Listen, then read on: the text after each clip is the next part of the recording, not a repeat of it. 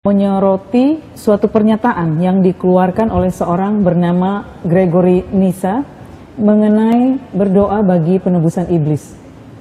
Menurut Bapak, apakah baik pernyataan ini? Karena dalam pikiran saya, baik juga kalau dunia ini tanpa kejahatan. Gini, saya tidak terlalu tahu banyak ya tentang Gregory Nyssa ini ya. Dan juga kalimatnya berdoa bagi penebusan iblis itu maksudnya apa? Apakah yang dia maksudkan dengan berdoa bagi penebusan iblis itu seperti yang saudara pahami sehingga saudara bilang baik juga kalau dunia tanpa kejahatan, karena kalau iblis ditebus berarti dunia tanpa kejahatan. Tapi adalah salah menurut saya kalau bicara penebusan iblis, artinya iblisnya ditebus. Karena iblis akan masuk neraka. Tuhan hanya menebus manusia, tidak menebus iblis. Tapi apakah maksudnya Gregory Nyssa itu seperti itu? Karena begini, setahu saya, problem dari Gregory Nyssa ini, problemnya adalah kita kan percaya Yesus mati untuk menebus orang berdosa. Menebus itu membayar, membayar untuk mendapatkan. Ya, kalau saya tidak punya uang, saya pinjam di Ibu Herlin ini barang gade, maka saya perlu bawa bayaran untuk menebus, untuk mendapatkan kembali. Ya. Nah, Yesus menebus orang berdosa, ada bayaran yang diberikan. Makanya setelah bayar, Yesus bilang, sudah selesai.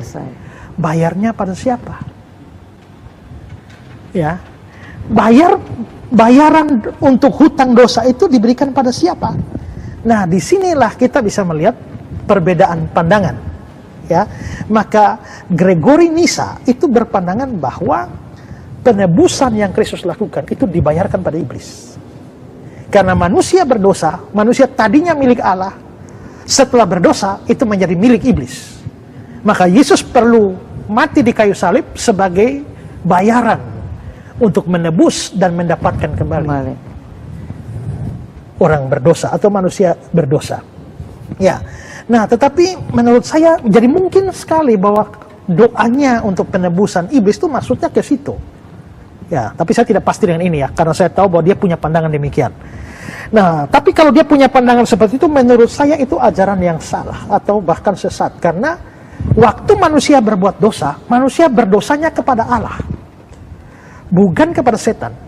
Hukum Allah yang dilanggar, bukan hukum setan.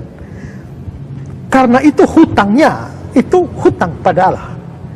Maka pembayaran hutang itu harus ditujukan pada Allah. Ya, setan sama sekali tidak berhak untuk menerima bayaran hutang dosa. Maka Yesus juga adalah Allah. Yang tadi sudah saya jelaskan, dia turun, maka Allah Bapa, ini kita percaya Allah Tritunggal, maka Allah Bapa itu sebagai penerima dari bayaran, dan yang membayar adalah Yesus. Bayarannya, dalam tanda petik, uang bayarannya adalah nyawa, dan yang dibayar itu adalah kita, orang percaya, dan dia bayar sudah lunas, sudah genap. Maka orang kalau percaya Yesus, seluruh hutang dosanya sudah dibayar, maka dia pasti selamat. Dibayar seluruh hutang dosanya, dosa masa lalu, dosa sekarang, dosa akan datang, sudah dibayar, sudah genap. Kalau sudah bayar semua, terus dosa mana yang bisa membuat kamu pergi ke neraka? Tidak ada. Maka kamu pasti diselamatkan, mati kapan saja, di mana saja, dengan cara bagaimana saja. Telah meninggal dunia dengan tenang, atau telah meninggal dunia dengan meronta-ronta, mau dengan cara bagaimana saja, saudara pasti diselamatkan. Asal saudara adalah orang percaya. Tapi kalau saudara bukan orang percaya, penebusan itu tidak berlaku bagi saudara. Kalau penebusan bayaran itu tidak berlaku bagi saudara, terus siapa yang bayar? Ya bayar sendiri. Nah, bayar sendiri, bayar pakai apa? Pakai nyawa. Dan mengalami kebinasaan selama-lamanya di dalam neraka. Karena itu saudara, kalau saudara sudah percaya, bersyukurlah bahwa seluruh hutang dosamu sudah dibayarkan Kristus kepada Allah. Tapi kalau saudara belum percaya, segeralah percaya. Kalau tidak, bayar hutang dosamu sendiri dalam neraka selama-lamanya.